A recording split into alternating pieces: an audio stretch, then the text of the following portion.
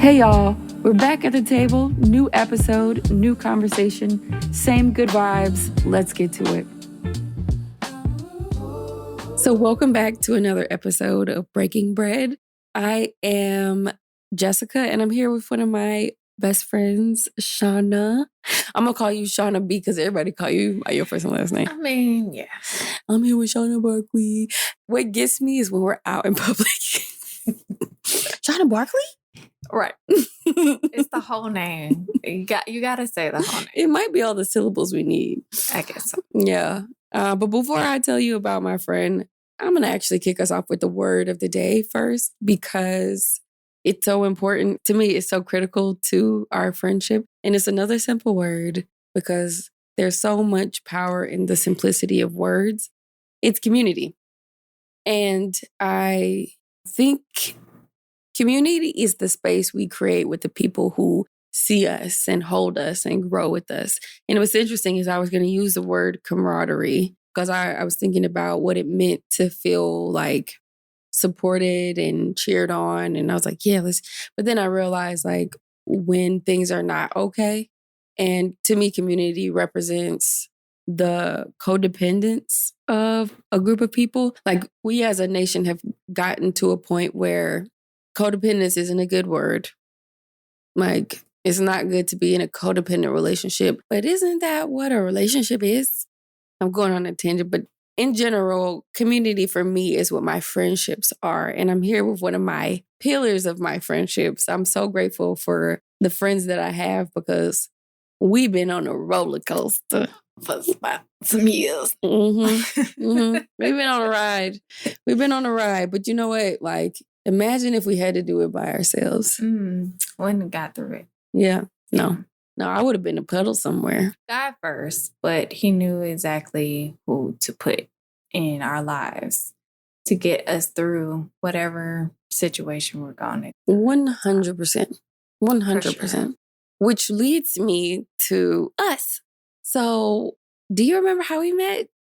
Girl, okay. So let me think. Let me go back. 2016, almost 10 years ago. Yeah. I don't know if we met in the wintertime or in the spring at church. It was church. We are church girls.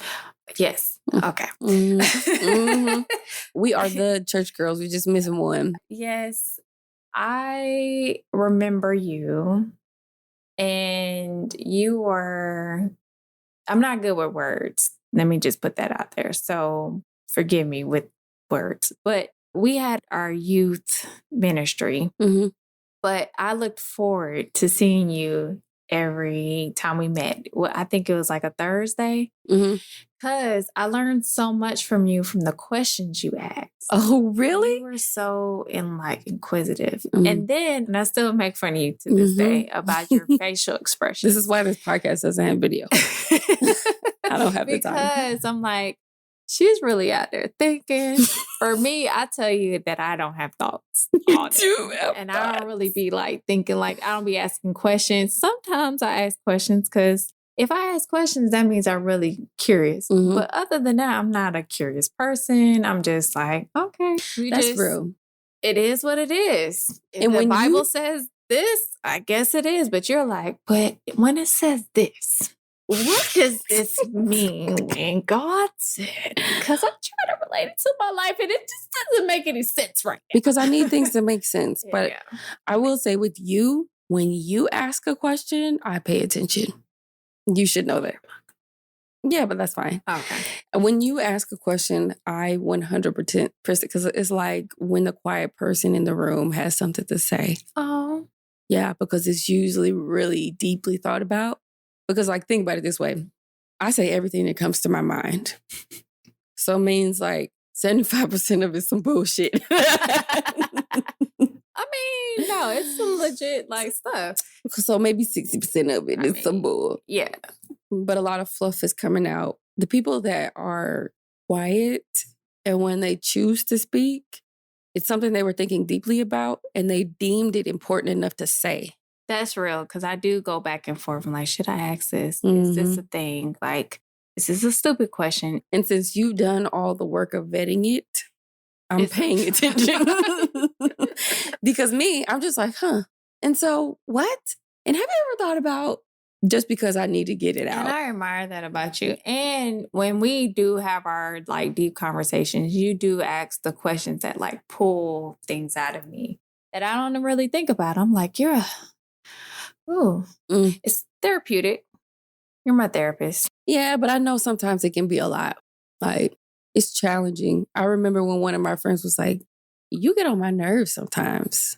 It was a male friend. Mm-hmm. And I was like, oh, really? Oh.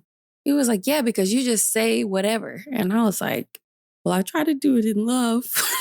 Absolutely. And I think that's what it is. You come off with genuine, like, I really want to know these things about you. And because I love, not from judgment, it's probably come from a place of judgment. It's coming from a place of people who, especially in the generation before, it's all about judgment. What you doing? Where you at? Who you with? All those things. Why would you do that? Yeah. Why did you do this? Blah, blah, blah, blah, blah. And then it's like, okay, so you're asking these questions because why? It's kind of like, yeah, what's your angle? Yeah, what's what your are you trying agenda? to get at? And you're really like, no, I just want to know. Because I have no intentions on using it against you, but I do want to paint a better picture of you. Absolutely. And then when you're coming from a toxic relationship, whether it be parents or siblings or even friendships, it's one of those things that you can't handle when somebody's genuinely like, I just want to get to know you. What's your story? But you know what? That's actually how I end up staying in relationships too long, because I got to know you. I got to know you and I got the origin story. And I have a lot of empathy for what it has done to you, but sometimes at my own detriment. You know what I'm saying? So like I'll be in a relationship and I spend so much time peeling back the onion and understanding who you are, to the point where I'm like, I know you can do better. Like I know this isn't who you are. I know that you've been through a lot. But then, of course, I'm essentially hurting myself. But that's actually how that happens, because I've asked so many questions. You've completely exposed yourself to me. And, you know, that vulnerability, it is bonding. Whenever relationships end, I always go back to the fact that I'm going to have to relearn someone else and how long it took me to learn who you are. Yeah. But you think about it, you're pulling those like layers, right? But then you're at, like I said, for me, you're like exposing some things about me that I didn't know about myself. So it's like, it's not on you, it's on me, because I'm trying to process like, oh man, am I this person? Not necessarily as bad, but it's like, shoot, I do. For instance, someone told me I say no a lot to things that people offer me. I'll be like, no. And I didn't know until someone said, why do you say no a lot? And I was just like, I don't know. I know, but I didn't know it was like a thing for you, you know? And I'm sorry, but I'm thinking for me, it's to not make you or inconvenience you. Oh, yeah, I don't want to be a burden. Yeah, to you. And it's just a friendly gesture. Like, no, I could do it myself. I can help you out rather than you helping me, because I'm capable and able to do things myself. And it's, you know, not to go down that road, but just saying, like, just how you question, going back to questioning, it's like, okay, you're pulling that. And I'm like, man, do I do these things? And then it's like, do I like that about myself? Why am I doing this? Yeah. Yeah. Like when we were talking to your sister last week, I was like, man, this is the first time I've been challenged in this way. Like, this is the first time that someone has asked me questions where I was just like, dang, is it me? Because the same questions I'm asking you, I'm asking myself by myself in my house all the time. I have very long conversations with myself and the Holy Spirit in the house all the time. So there's like very little that I haven't tried to think through. Yeah. But I actually want to get to know you better. Like, I feel like I know you pretty well, but I want to get to know you even better. Like, I know you, I know your family, like, I know your coworkers. You know what I'm saying? Like, I know what size shoes you wear. You do? I think so. Okay, time to go shopping. Okay. I want to go back further. Okay, so what was your earliest memory? My earliest memory of you was in Infuse. And Infuse is our small group at church. When we were like in our 20s. No, I was 30. No, you weren't. Okay, maybe This like, is 10 years ago. Right. No, I you was weren't. 20s. I was older than We was 26, 27. Yeah, we were in our mid to late 20s right now. This is when there was an age that was reasonable on there. Yeah, yeah. And the name that comes to mind is Shonna be chilling.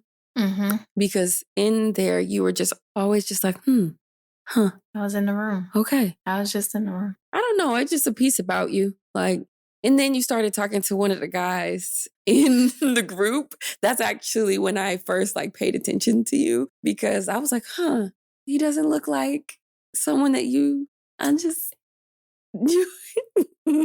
it was interesting. It was so interesting because I was like, because the other thing is like, after we created the group, then we started doing the book club at my house and everybody else's house. And that's when we really started seeing each other, like understanding each other. Because like the small group at church was very structured, or at least we tried to make it structured. And then when we did the Bible studies and the books at the house, it was like, oh, this is getting raw. Yeah. I think it was a space where people can just like breathe, say like, look, this is what's going on. Sometimes when we were supposed to have book study, like, hey, like, what did y'all get from the message? Yeah.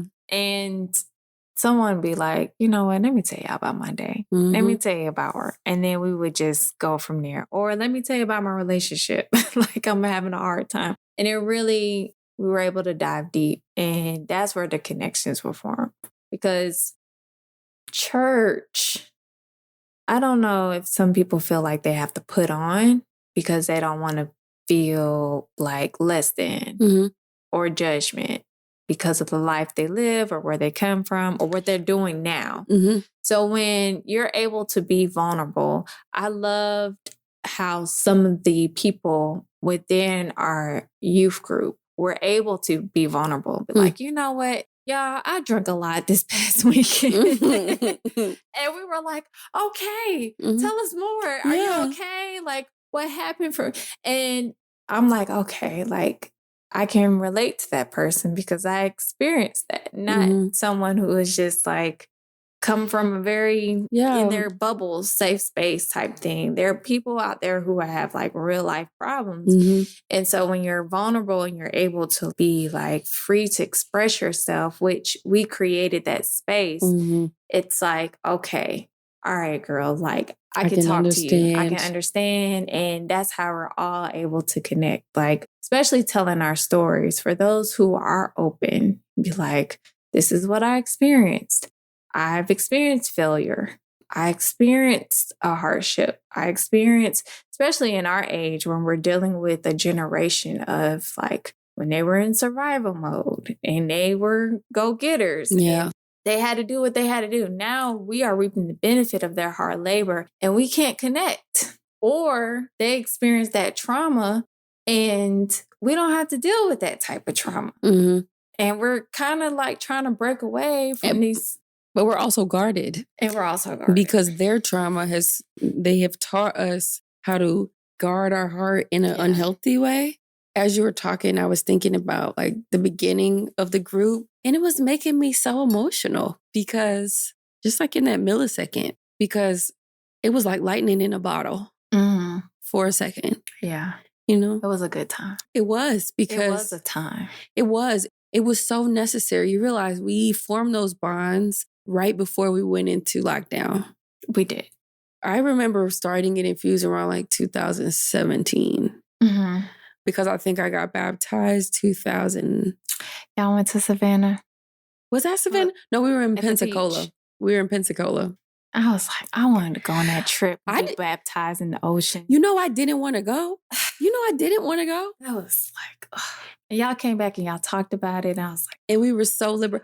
Look, one of the leaders of the group was on my ass about going. Yeah. Yes, she was on me. And I said, I don't want to go. Like, I don't want to be with these white people in a white church and a white music. Like, I didn't want to go. I didn't. I felt so strong in my resolve. But I was also like at the end of my relationship.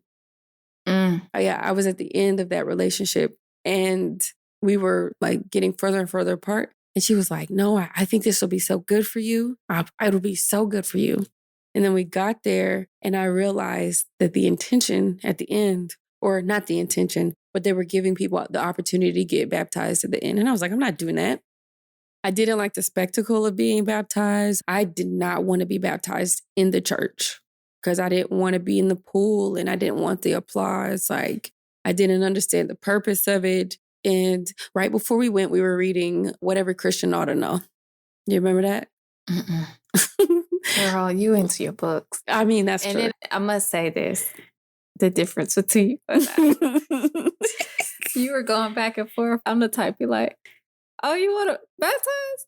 Okay, let's go. Yeah, you will just do it. I'll just do it. And then I think about it later. I'm like, should I have done that? Did I really mean that? Yeah, that's good that you. But when we got there, the Holy Spirit wasn't playing with me while I was out there.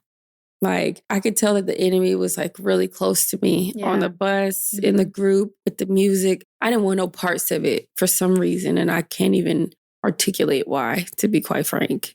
But Jasmine, she was very adamant and very focused on me. And then when we got there, I was starting to understand how to read the Bible and what it meant to understand it.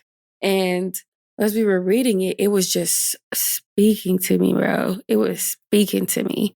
And it was almost like I already had the relationship with it, but I didn't know why. And so this went on because each day at Redeemed Girl, there was a study. And then there was praise and worship. We born and raised in the South. I don't want to hear Bethel music. But then, bro, they played Oceans. Oceans, boy. Whew. Oceans take you to another level spiritually. But that's not even where. So they started playing, I'm going to say their worship, because that's what it felt like. It felt like a them thing. I get that. And I was standing up and watching these two white women on the stage with their guitars and their long blonde hair. And I was just so anti. And then they stopped the music and said, someone in here is not okay. Oh, call them out. Someone here is like really fighting and rejecting. And I'm not in the front, so you can't see me. And we're all at these big round tables. Did you think it was you? Well, I was face down on the floor after that.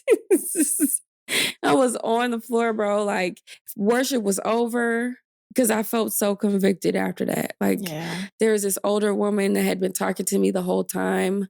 And she's actually the one who ended up baptizing me. Yeah. And after that moment, I was just like, I give up. Yeah. I give up. Good. Like, you got it. Yeah.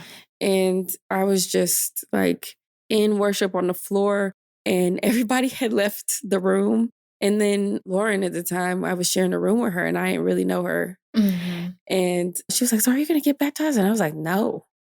And in the morning came and I went out there and I was like, Lord, you knew I didn't want to get baptized in the church. So you brought me to the beach. Brought you to the Atlantic Ocean. Was it? Is that it's the Atlantic or is I don't Indian? know. Girl, it is not the Indian. Well, I don't know. I don't know. But it's not the other one. I think it is. To be Atlantic. I'm trusting you. Girl, I don't know geography. Stand 10 toes down. I'm too old. Too old for this. But yeah. But that was powerful, friend. I'm glad that that's how that happened, though. Where is the Indian Ocean? I don't know. Okay, we're not going to go into that. I'll look it up. Okay. Please. In the meantime, while I'm looking it up, I'm going to get back to you because, like, now we all know my biblical origin story. I love that. By the way, these two small women had my big ass in the water because they pulled me all the way down. They wanted to make sure you got get her in the name of the anyway. Purify her, Lord. So I want to go back to the beginning. Where do you come from? Who is Shonna Barkley? Where you come from? I'm from Lithonia, Georgia. You were born in Latonia? Well, I was born DeKalb Medical, so that's Oh. Decatur. Oh, okay. So I can say I'm from Decatur. I live in Decatur. You do. Where is greater and closer to the city? Is that what it is? It is. Look, Than me. I love where I live. It is downtown Decatur is awesome. I love the small town vibe. Now it's cool to venture off in the city, Atlanta, whatever, but the small town vibe, that's where it's at. We were there last night. They had the little campfire set up in the middle of the courtyard. It was so nice. And just people within the community was around. We were just roasting marshmallows. In school, did you play sports? I was in the band. I was in the marching band. You were in a band? Yeah, girl. Shonna. Don't hype me up because I was not good. I played the clarinet. Yeah. Some people took it more seriously than I did. Did you play it the whole time? I'm so sorry. I'm thinking about you playing the clarinet. I did. But you know what? It's cute. It's really cute. It's in the garage still, the clarinet. Parents couldn't get rid of it. So like a real clarinet? A real clarinet. I had the Were they heavy? wart on my thumb from holding it like this. Yeah. Okay, so no team sports? No. I wanted to. I thought about it, but I guess I just wasn't interested. Were you in any clubs or anything? I was in at high school, Beta Club, National Honor Society. Oh, okay. I was an international baccalaureate student. And this is how you got into UGA. I mean, it helped for sure. Listen, friends, I thought I was smart until I got denied. Yeah. And I had a pretty good GPA. And I was really involved. I played volleyball summers out there at the UGA volleyball camp. Really? Denied. Stop it. Yes, that's why I hate when you hyping them up. It gets on my nerves. Man, but you should have transferred. What? I mean, you should have. I didn't People transfer all the time. Whatever. Okay. Like, so she was brilliant. You could have went to UGA and go Dogs. We just won the SEC championship and I mean, national championship. Let's do it. Let's go. I don't even have a leg to stand on. You know what I'm saying? West Georgia it's a big thing. Like, I just feel so out of place. I mean, you can come to this side. No, you don't have to. I just don't feel like I can if I didn't go to the school. No. There's thousands of people who did not touch foot in Athens and are hurt. It's not the same, Shonna. It don't have to be. Okay, so Shonna, born and raised on the east side. Yeah, on the east side. And parents are from East Tennessee. Oh, for real? Down in the 70s. Yeah. Oh, what were they doing in East Tennessee? My grandparents. What was y'all's thing out there? Because I didn't know that. I was wondering why half y'all family was in Tennessee. Yes. Well, East Tennessee, Jonesboro, Johnson City. You saying these names like I'm gonna know. Well, I'm just saying that's where they were from. You know, my parents, their best friends married and then linked them to. And then my dad moved to Atlanta when he got a job at Atlanta Gas Company. That was the company that, I mean, my dad practically like knew the streets of Atlanta. So he's seen the growth of Atlanta since the 70s. That's crazy. Yeah, it's pretty big. I wonder how he's feeling now. Yeah, we walked the Beltline at one point in time. He was like, man, like, he remember like, I don't know, gas lines, laying down gas lines. That's a thing. He was like, man, this is just, because we live in Lithonia. So at that point, he's been away from the gas company for like 10, 15 years or whatever.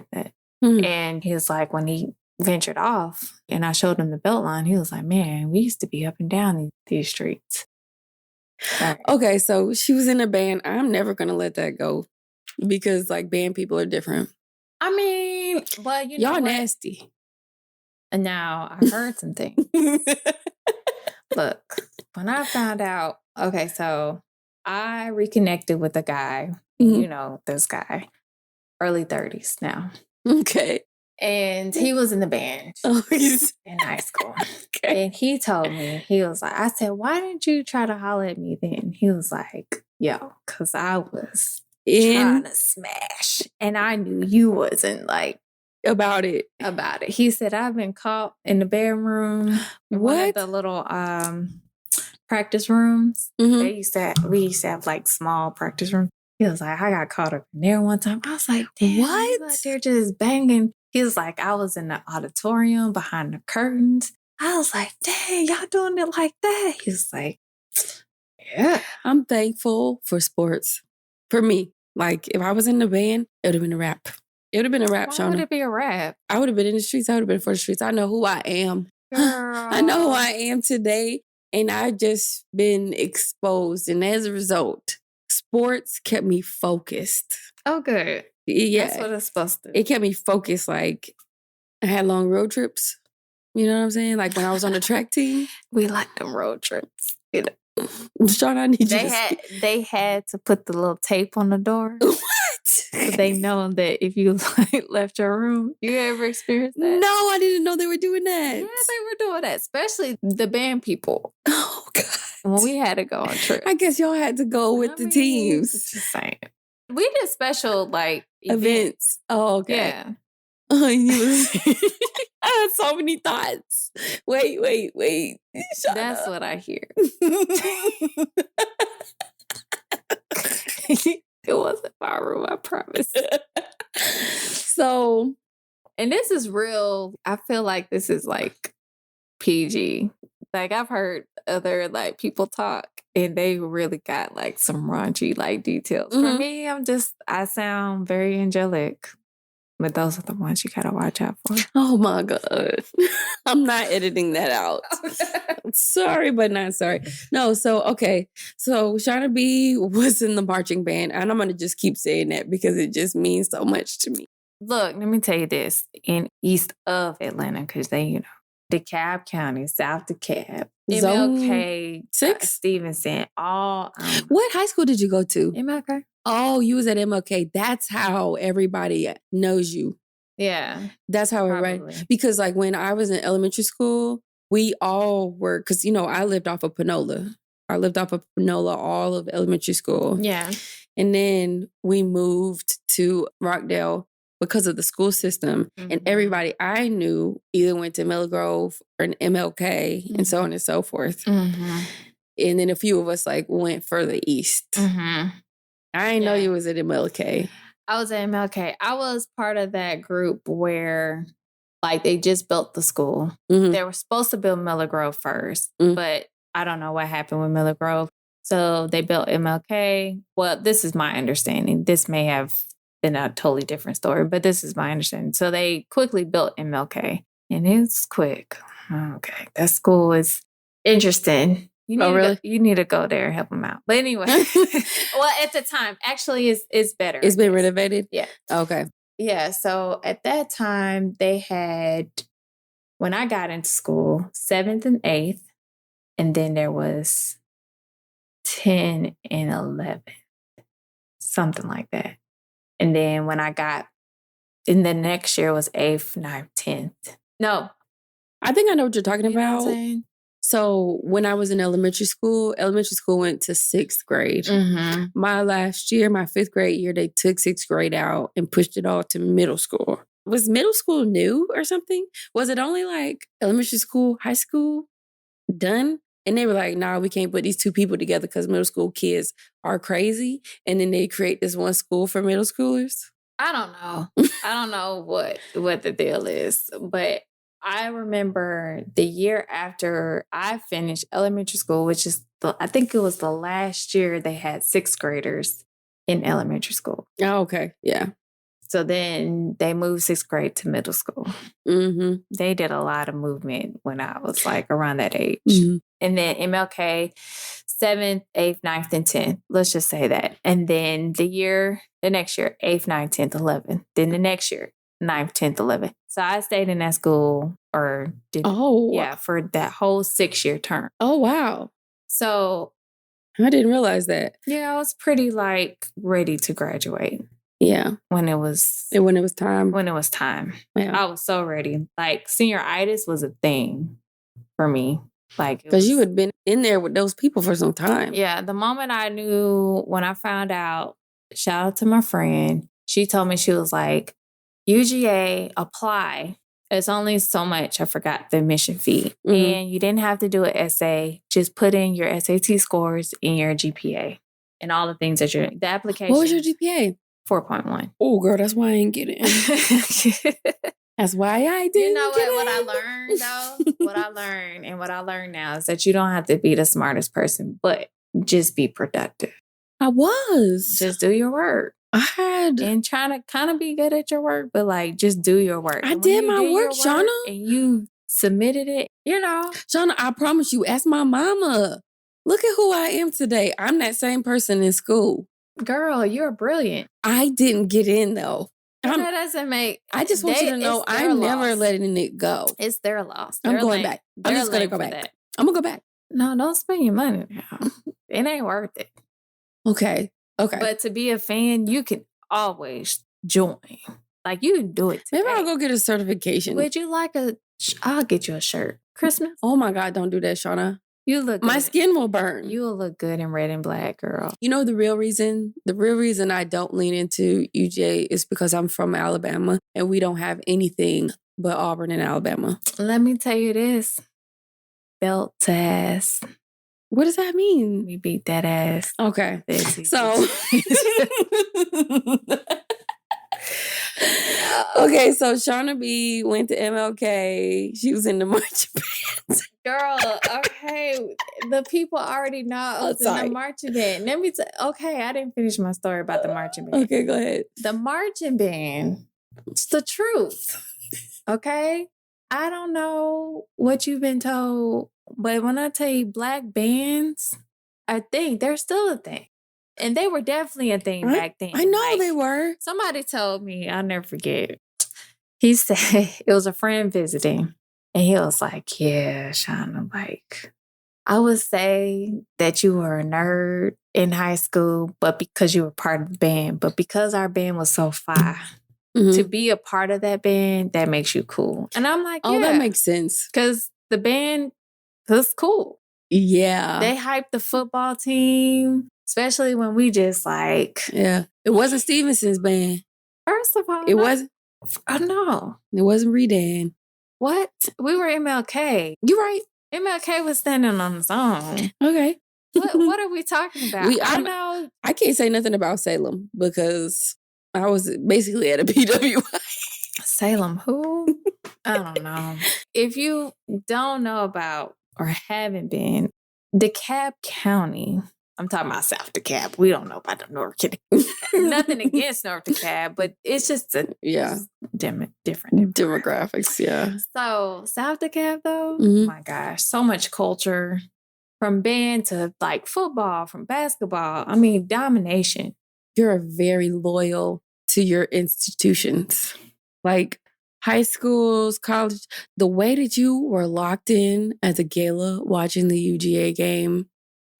Oh, call me out. You're just like my mama. My mama at the table. Shonna over there watching the game. Girl, when I came into your house and the sound was all the way up because the game was on. Let me tell you about it though. Okay. So going back to your word of the day, community. It is like a big community. It's huge. And when you're out there like tailgating, like I didn't know about it.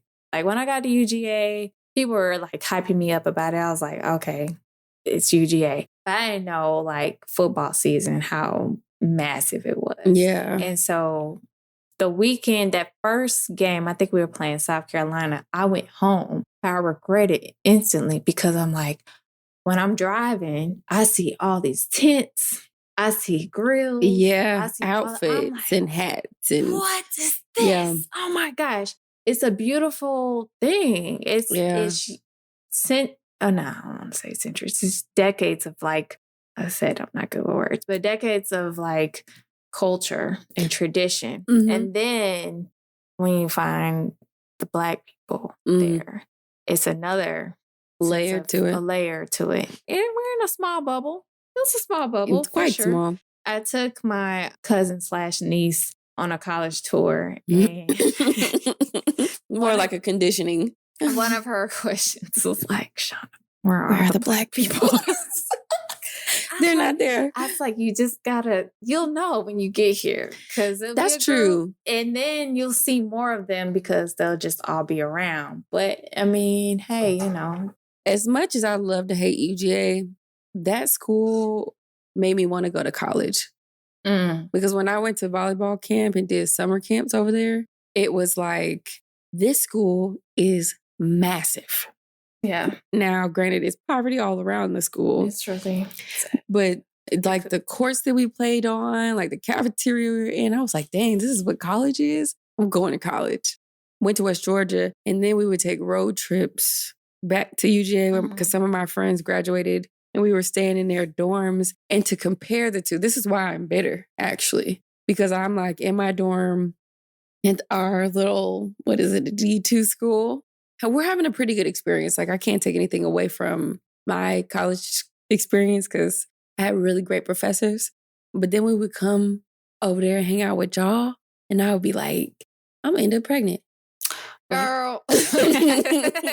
Girl. No. I remember so vividly, like, how did I get here? Where are we? Now, I was with the girls, but we were having way too much fun. Y'all have like a Five Guys, and just, it's full of people. Yeah. Because we don't have those things. We had like McDonald's, Subway, Domino's, you know what I mean? Like, you got all the stuff that we want. You have all of the gear, all of the camaraderie, you have the community. Pause for a second. Excuse me. I want to tell our listeners that we are reflecting on a time that was 15 years ago, because you go down there now.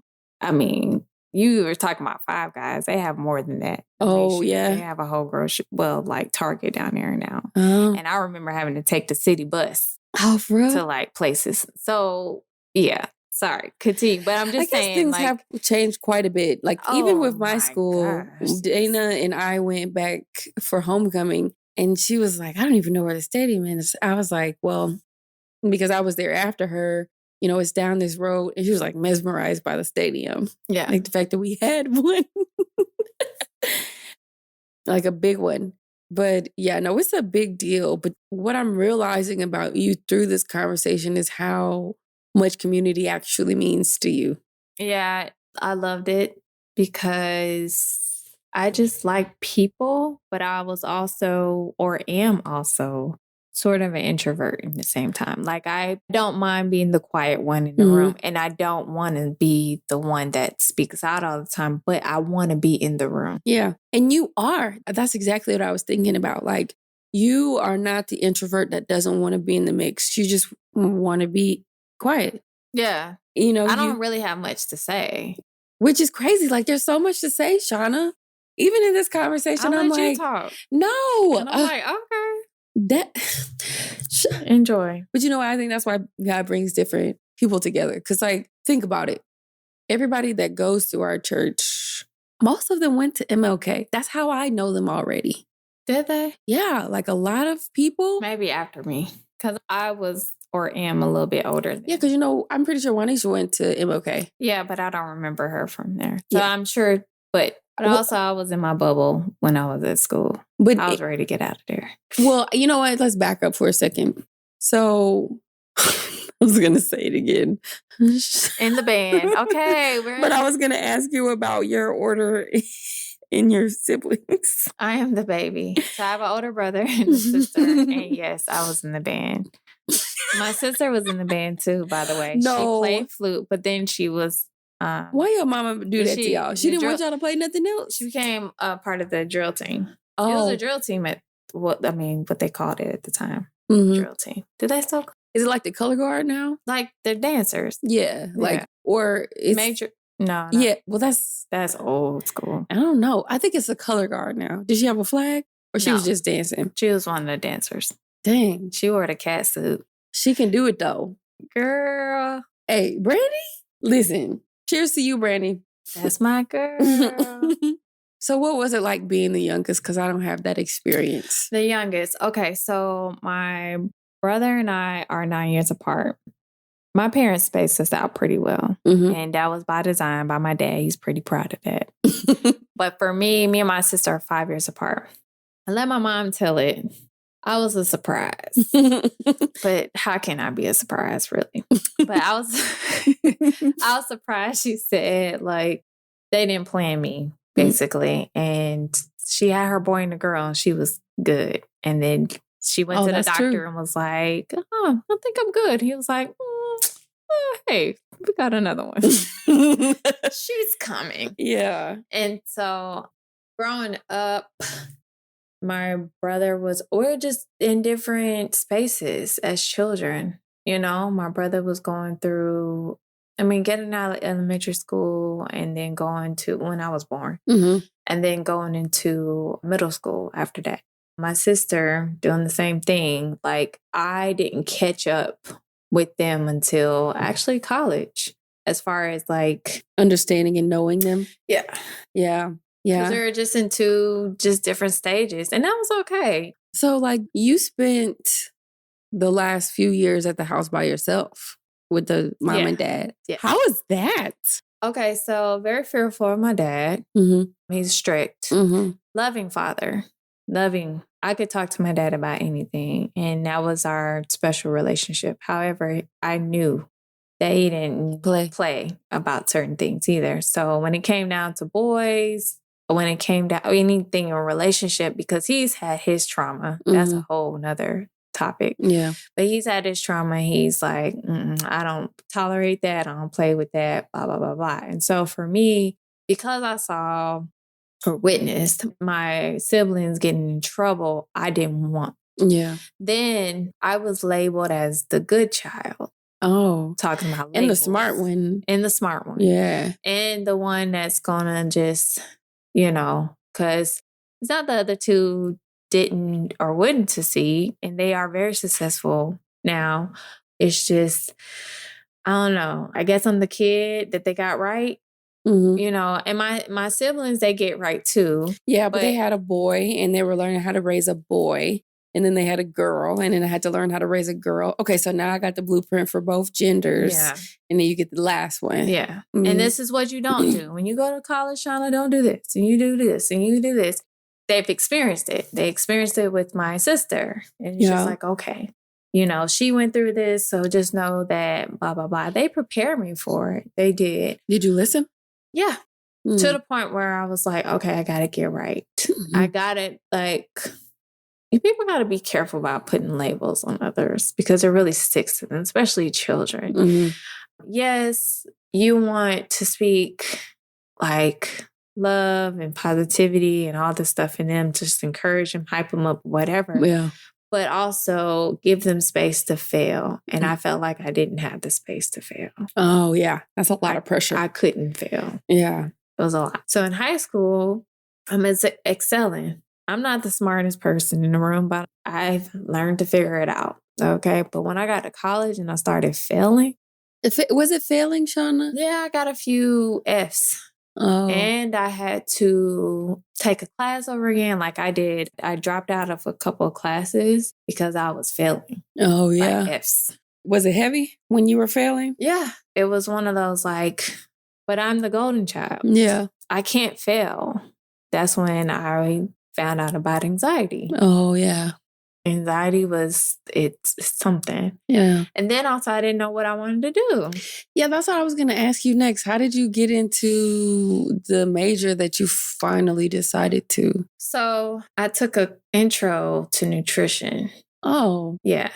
And I was like, oh, wow. So food has this impact on our bodies. Let me learn more. So that was it. Oh, okay. And at that time, my mom, she was like, why don't you do like pharmacy? Like, check that out. And so I did. I actually shadowed a pharmacist and I was like, this ain't hot. This ain't what I like. I like more people. Yes, because you like community. Yeah. And so like in pharmacy, you would have been behind the counter in the shelves.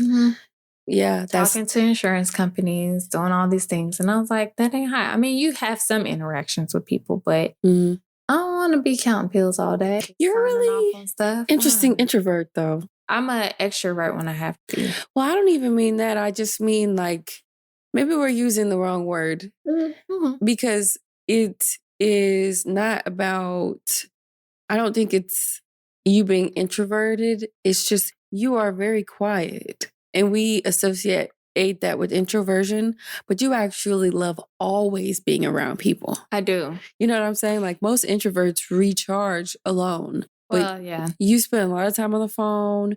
You like to be around your friends. You like to go to the games. You're always connected in some way. You just happen to be quiet. I'm just quiet. Yeah. I like the energy that people give off Yeah. for me.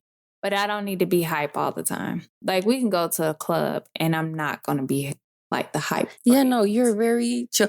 We are very different. But I'm also not going to like judge you for being on top of the couch. I'm going to be like, go friend. And that is my favorite thing about you.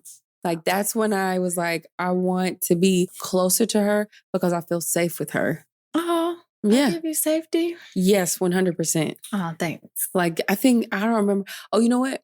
It was when my relationship was like getting really, really bad.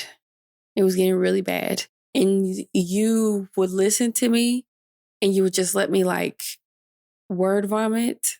And at the end of it, you wouldn't say, things like, you didn't make me feel judged for the poor choices that I was making because you could tell, I'm assuming that I still really cared for this person and I'm battling with this. And the way that you show up with your friends, it is just every friend serves a purpose, right? Some of my friends challenge me. Some are just, they're going to question me. But you are like, this is going to sound deeper than it is. You're like still and quiet, like the Holy Spirit. Oh, girl, let me cook. Okay. I love talking about friendship because God or Jesus never got married. It's my favorite thing to talk about because Jesus didn't get married. I mean, we talk about how he married the church, but I love talking about Jesus and his friendships because he had so many different types. I mean, they were disciples, they were different people, and they all like brought a different, spice to the soup that was important. Peter being the fisher, and then he had the tax collector, and they were all important, And when I think about you, I think about how the Holy Spirit is described and how it is quiet and it is still, but it's just a guide. It's understanding. It's not pushy or commanding, but it's there and you know what the answer is. You know what I'm saying? And so when we've had like really deep conversations about what to do, a lot of times you only give me a few sentences.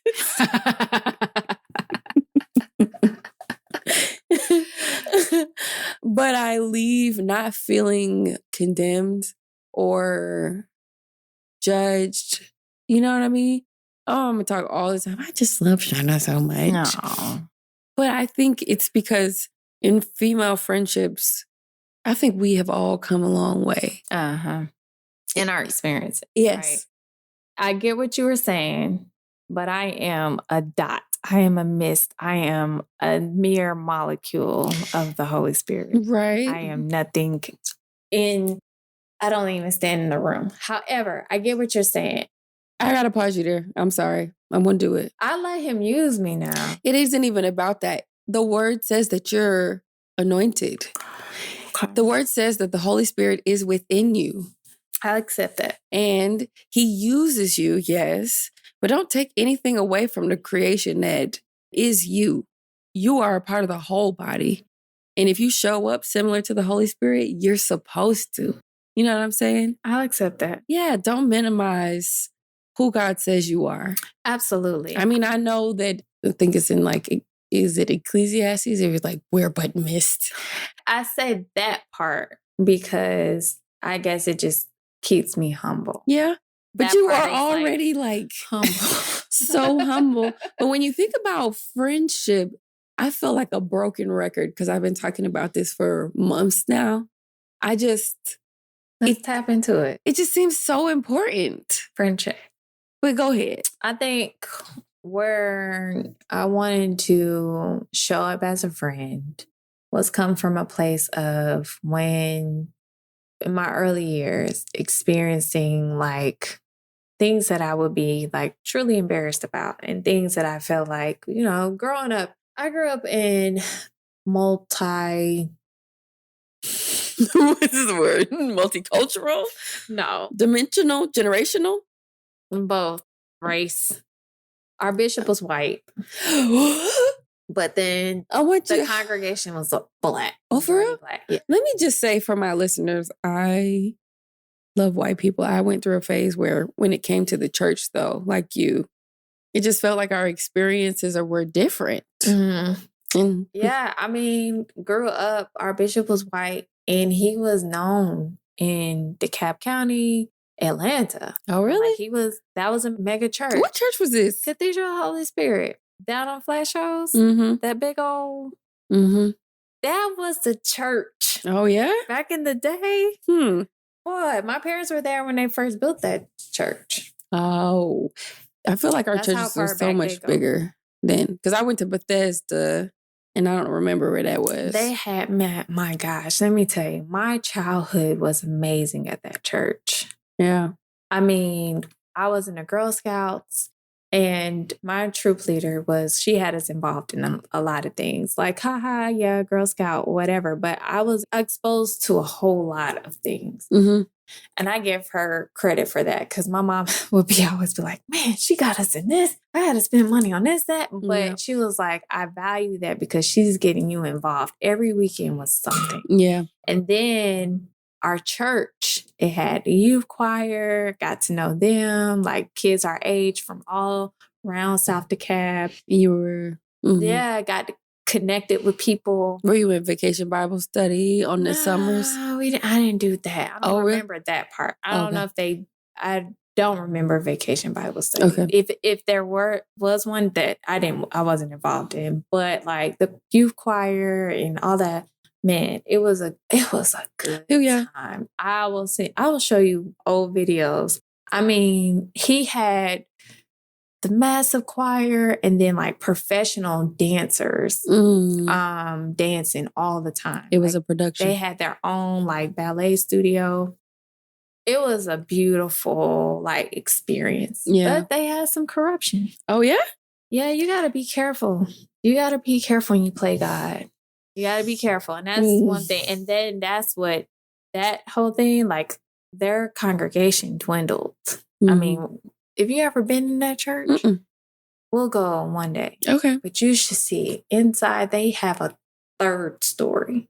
Oh, really? Very top. And it used to be packed like that. Like the parking lot is huge for a reason because they used to pack out. That's crazy. So interesting to me because like I don't... Now it's all grass everywhere. Oh, like, yeah? Yeah, I mean, but the same thing happened in my church. I don't remember. I feel like Bethesda was off of Wesley Chapel. And I had the exact same experience. Like I was in the choir at church. Like I was at Sunday school. I was in vacation Bible study, like, or school for kids. Best time. Best time. You know what? I actually think that's how I got into Girl Scouts too. But our Girl Scouts met at like Green Forest. Okay. I think we also met at that church. And I got the cookies. Yeah. We had a big like space, like a warehouse space to deliver cookies. I actually think I know exactly. Yes. The church is what it gave us community. But you want to know something interesting that I'm thinking about it? The church is why community doesn't exist anymore. Like why it's so fragmented.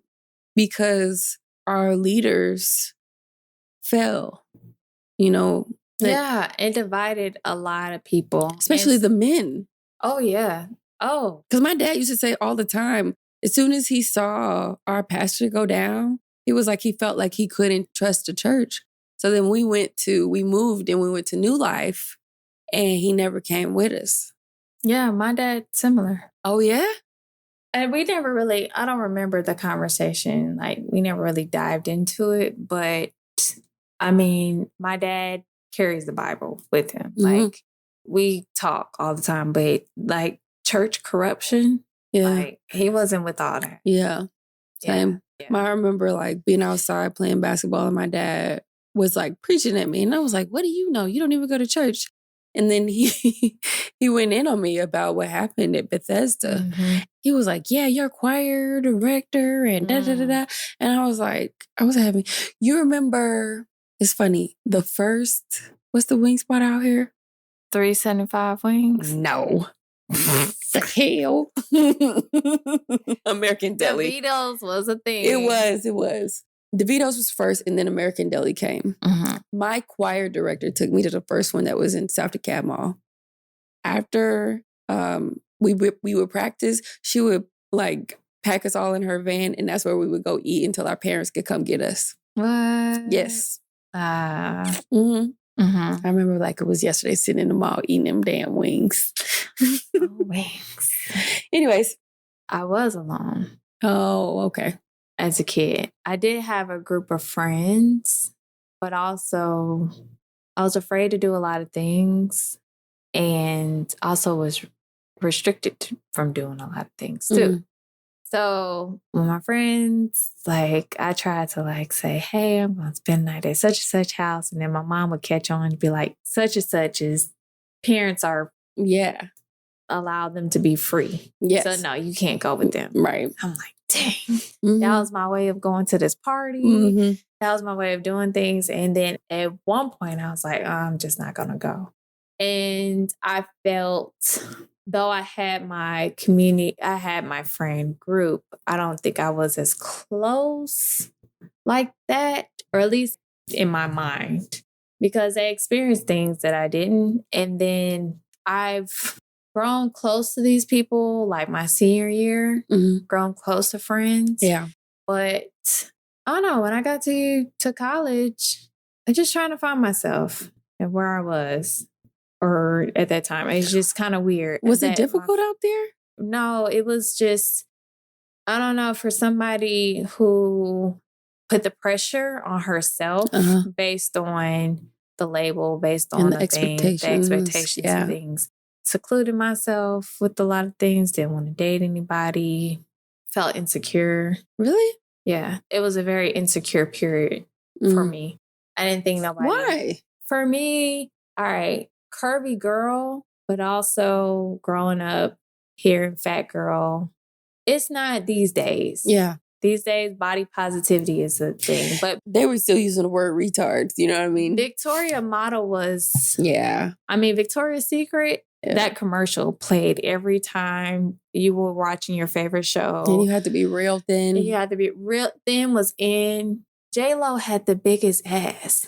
Which is crazy to think about now. Yeah. And I look at her ass, I'm like, where that like, though? Yeah, it's like, dang. And I remember they used to be like, J-Lo's ass, J-Lo's ass. And I'm like, yo, no, have y'all seen some asses? That ain't, no. So like, but it was a big thing. Like, and then so I'm like, I'm like, I don't know, whatever.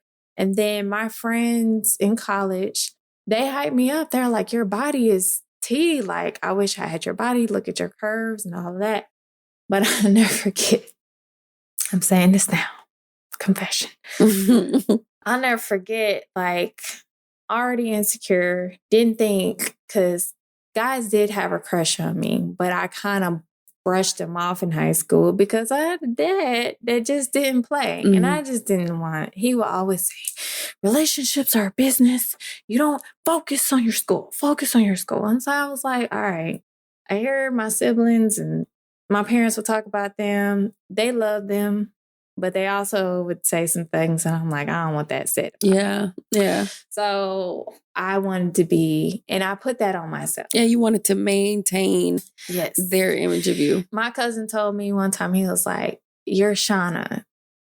Even if you did wrong, people will be like, she can't do no wrong. Because it's like a spectrum. Yeah. You know what I mean? Like, you are all the way over here. Yeah. As far as like goody two shoes. And then there's all the way over here, which is like Daredevil, I'm going to jump off this bridge. Yeah. Even if you did a little bit of that, it couldn't come close to this over here. And I feel like for me, if I did a little bit, it would be that Daredevil. Yeah. It would give me anxiety because it'd be like, but Shonna, you're this person. Shonna, you know, and like, so I never get insecure, very insecure about my body. But it didn't help when this guy went to UGA. He was one of the football players. He was like, this is my first, like, going to a bar, all this other stuff. And I heard him saying to a friend that I was hanging with at the time, was like, yeah, she looked like she got 3 or 4 kids. So I look over at him and I'm like, oh, no. And he said, oh, you heard that? And I was like, yeah. You idiot. I did. And so, look, that stuff played with my just emotions. So I'm like here just covering myself up. I'm like, oh my gosh. Like, and then when a guy is like looking at me, I'm like, no, you're not. You're not being serious. Like, you just want me for You're not really like. And so kind of shut down. And then I had some friends that really poured into me at that time. They really poured into me. And then we're not friends to this day because of an experience that we all shared.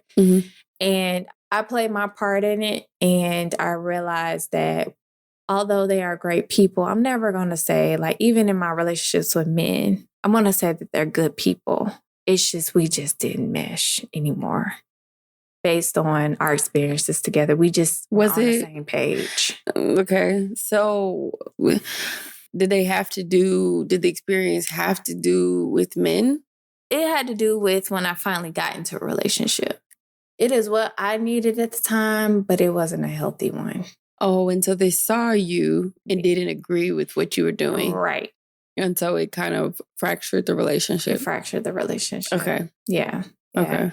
And we couldn't recover. But you needed that at the time? That relationship? Yeah. Yeah, it was a short time though. Okay. But it was pretty. Why do you feel like you needed it?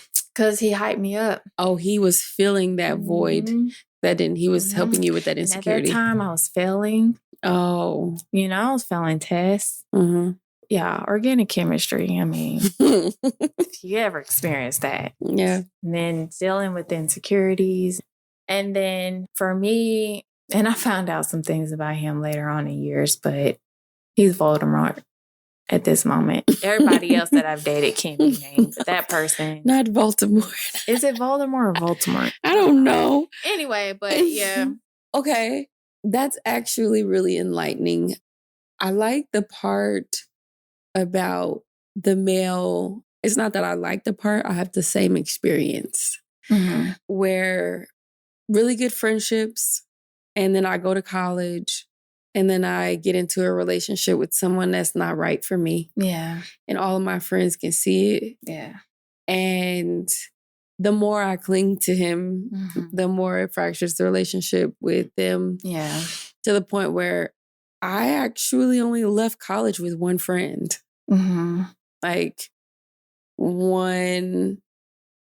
And we left college. Yeah. And we moved apart. But like this one guy, now that I'm thinking about it, I had friends. I was in a lot of organizations and people knew me. Like I went back to homecoming and there were a lot of people that were, saying my name. I didn't know theirs. Yeah.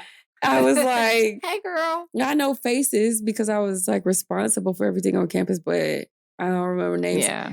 But yeah, no, I feel that. And I think, yeah, that's Shonna. Yeah, it's just one of those things like you learn about friendship and you learn who you are in those relationships.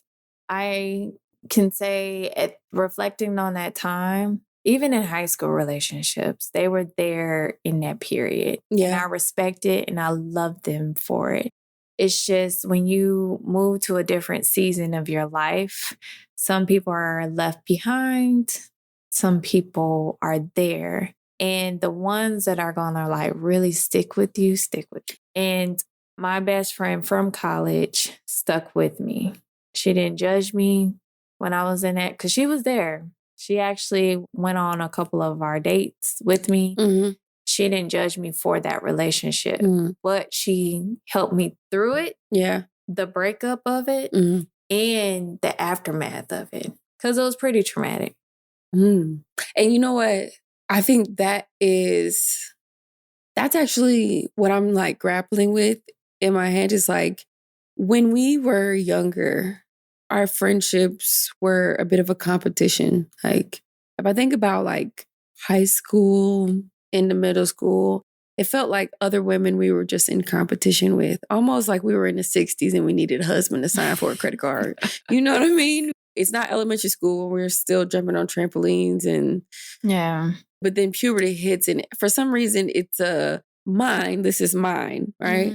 And then you get into college and it's interesting because I don't feel like men have the same experience, but you get to college and then you have this freedom. You can do whatever with this man and they just become your world because the other part is we were groomed to get married. And at one point, college was just like a finishing school. Like, I'm just going here to meet my husband.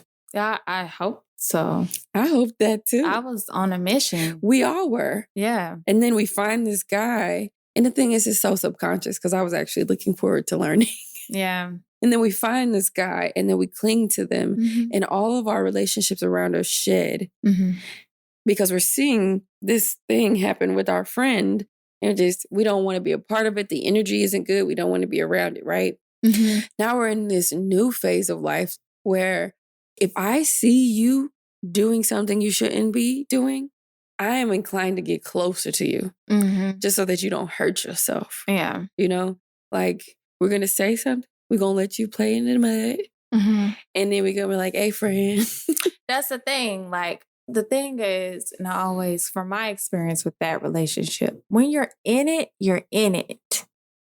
You're tunnel vision. And yes, you have that gut like feeling. I knew for a fact that I shouldn't have been in there. Yeah. But because it was safety, And even familiar. though it was toxic, Yeah. looking back on it, I was like, this is what I want to be, where I want to be in this moment. Yeah. And it feels good. It feels good. It feels great. It's filling a void that I need and all of that. So as a friend, knowing what I know from my experience, because we talked about this before when I'm like, all right, girl, even though I can say don't do it, but your mind is not you, but anybody, your mind is made there. Up. It's made up. Yeah. And I'm going to experience this because this is what it is. Yeah. And as a friend, I'm not here to judge you on it. I'm just like, okay, you're going to go through it, but I'm here for you. And I'm not going to sit here and say, I told you so either, because then that would give me like an ego. No, it's like, no, this is an experience you had because I understand. Because once I was in it, you couldn't tell me nothing. Well, Shonna, you can't tell me that's not how the Holy Spirit works. I'm just a mist. No, listen. You just literally described how the Holy Spirit works. You be looking at me like...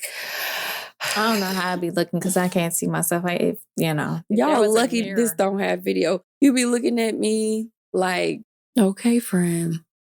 All right, so that's how you look at me. And I be thinking, I'm gonna do it though. When I'm gonna eat this cake. And be like, friend, Here lately, talk about this. I've been eating a lot of cake. This year, I've been eating a lot of cake. You on that sugar rush, and then I'm like, girl, if you crash, I got you. You always, and most people would get tired. And then you know what? God has given me the stamina for it. I have a friend that she's just like, okay, I'm overstimulated right now, and I need a break.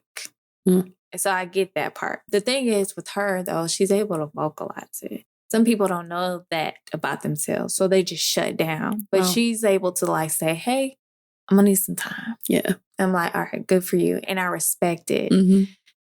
If I made it about me and not about her, I'd be like, but why, friend? Why do you need this time? Is it me? Is it me? You don't want to be with me? But now, like, I'm like, I understand it. I understand breaks. Yeah. And that was because of challenges I had with friends. Yeah. I haven't been this friend.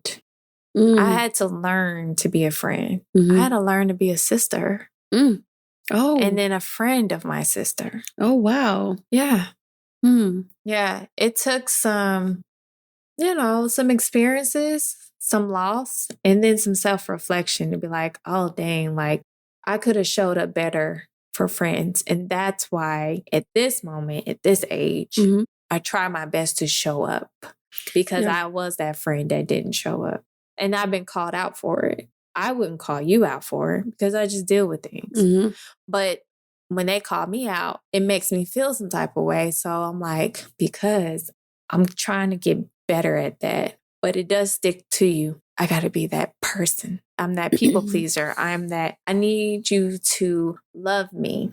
And so when you're disappointed in me, that makes me feel bad. Now, I was feeling guilty for the friends that I've lost. Yeah. Because I wish I could get that back. Yeah. But is that the people pleaser in me? Or is it like, can I just allow that just to be like a season in my life and be done?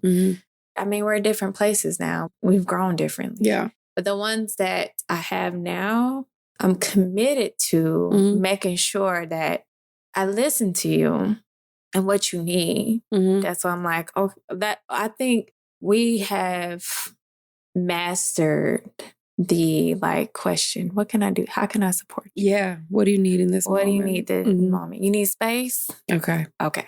You need a friend? Okay. Or like, I feel like she needs space, but at the same time, I think she's need me to knock on her door. Yeah, maybe you check this way and I'll check that way. Check this way, check that way, and then see where we at in the beginning, in the middle. So that's where I want to show. I want to show up in a way like you call me out on something. Now I want to do better at it. Yeah, I think what's interesting about.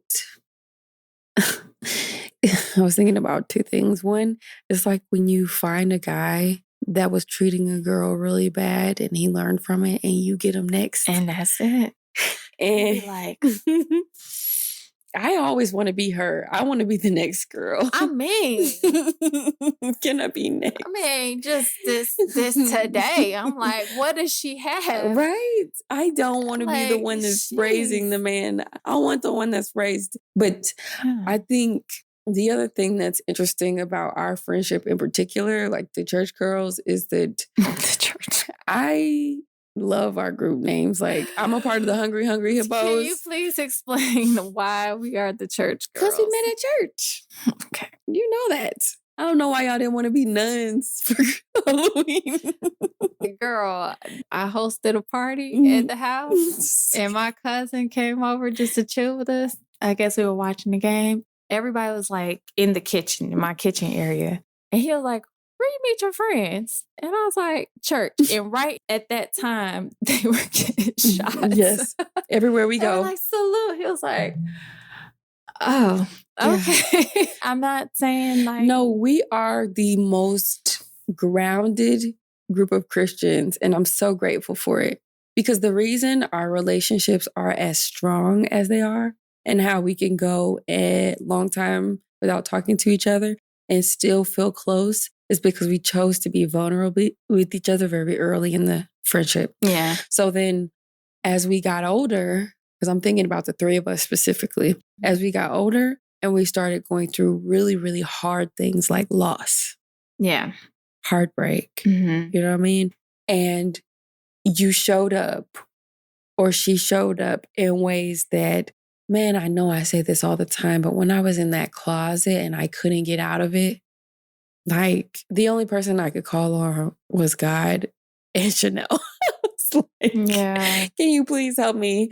I can't get out of this space right now. Yeah. I'm really, really, really struggling. Yeah. And I He's can't. a great person to call. Yeah, like I can't call my mom. Like I can't call my dad. I can't call my siblings because I'm so far apart in relationship and age with them. Like somebody's got to help me get out of this room, and I can't believe I'm here. Because I think that's the other thing.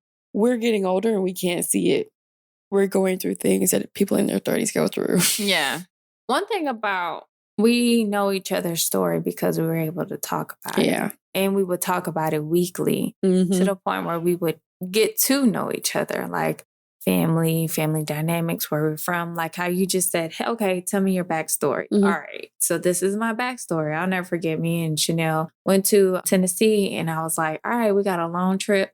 Give me your story. Yeah. And so it's like, okay, when you ask somebody their story, it's like, okay, you genuinely want to know about me. And then it's kind of therapeutic to talk about yourself. Like, yeah, okay, so I did grow up this way. No, I was like a part of the band. Okay. I was first chair for 2 days. Period. I was proud of them. Let me tell you this. I got first chair and the girl next to me cried because she didn't make first chair. And I was like, girl, you can have this. It's really not that deep. But some life, people are waited. like really competitive. I don't have a competitive bone in my body. I'm like, you got it. And when I was in boot camp, they're like, Shonna, you gonna let her outrun you? I'm like, yeah. Go for it. That doesn't drive me at all. Finishing drives me. Now I'm going to finish.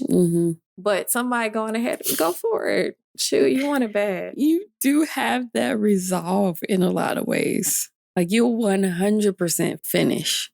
Yeah. You know what I mean? But like I'm driving. Like I want to be first. Even like success has a limit. You know, it doesn't. So I've actually learned a lot about you in this. Like I've learned about you, but it's put a lot of color on. You're also trying to roast me, talking about you in the band. The band was pretty cool. And save music. You said, okay. They're trying to get rid of bands schools, okay? Music. I was a part of the choir. Like I was a part of show chorus and stuff. So I mean, I understand. I was part, like that group was another group that was weird. But at Salem. So anyways. I'm telling you, 10 miles up the street, it's a different culture. It's crazy that it is just 10 miles. Yeah. But it's a whole nother dynamic. Yeah, it's completely different. Like there were the demographics, all of that. Hold that thought. Part 2 is coming up in the next episode of Breaking Bread. Stay tuned.